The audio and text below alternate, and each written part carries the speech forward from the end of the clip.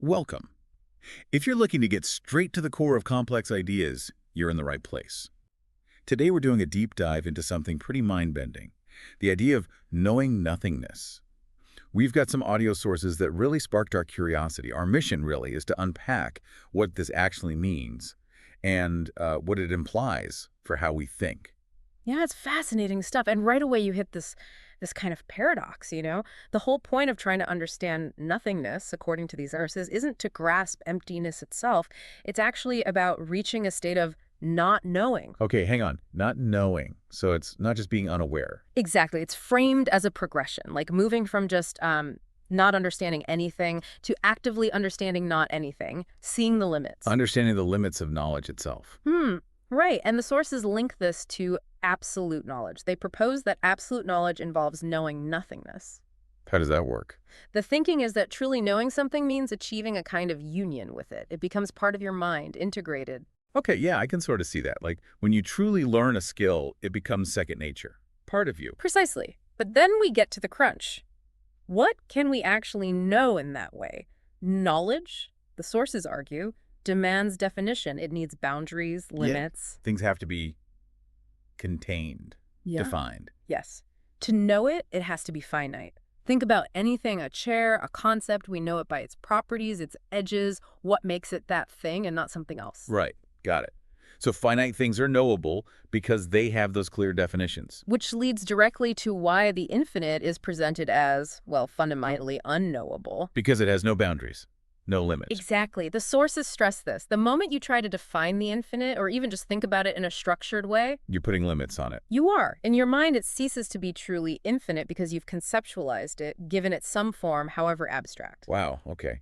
So any attempt to grasp the boundless makes it bounded in our perception. That's the core idea. And it's even connected to theology, the idea that if, say, God is considered infinite, then you can't truly see or define God without inherently limiting that infinity. Fascinating implications there. All right, so big boundless concepts are tricky.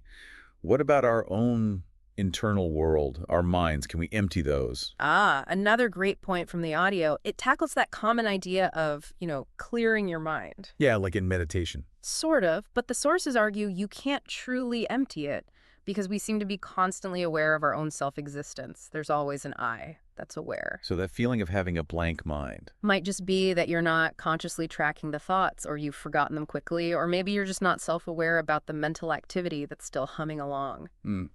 The background processes are always running. That seems to be the suggestion. And because of this constant self-awareness, this awareness of the self as a defined thing, the sources claim it's impossible to genuinely think about not anything, absolute nothingness. Because the thinker, the self, is always there as a reference point, as something. Precisely. You can't step outside yourself to perceive true nothingness because the perceiver is always present. It's an anchor. Okay, so true nothingness, like the infinite, seems beyond our direct grasp because of how our minds are structured. Is there any way forward suggested? Well, there's a hint. It suggests a shift in focus. Looking inward, not for nothingness, but for what is necessitated by reality. Necessitated by reality, what does that mean? It seems to mean focusing on the fundamental truths or conditions required for existence itself, as perceived from within, and importantly, distancing your thoughts from just speculating about what possibly exists. So less focus on infinite possibilities, more on the core requirements of being. Kind of, yeah. It's presented as a kind of negation, moving away from mere possibility towards understanding the necessary foundations, a path towards maybe a different kind of knowledge. Okay, so let's try and wrap this up. This whole exploration of knowing nothingness, it really seems to highlight our own limitations, doesn't it? It does.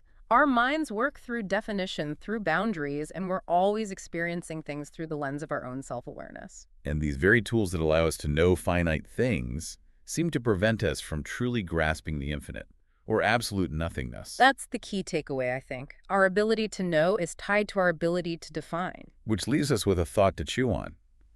How does that constant awareness of your defined self shape absolutely everything you perceive? And maybe paradoxically, could acknowledging these limits actually open up, well, new ways of seeing things? Something to consider. Thanks for diving deep with us today.